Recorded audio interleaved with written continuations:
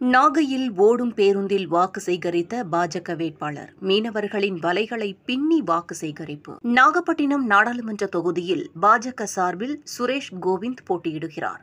நாகப்பட்டினம் ரயில் நிலையம் துறைமுகம் பகுதியில் வாக்கு சேகரித்தார். நாகப்பட்டினம் அக்கரைப்பேட்டை ரயில்வே கேட் பகுதியில் அவ்வழியாக வாகனத்தில் வந்தவர்களிடம் தாமரை சின்னத்தில் ரமேஷ் வாக்கு சேகரித்தார்.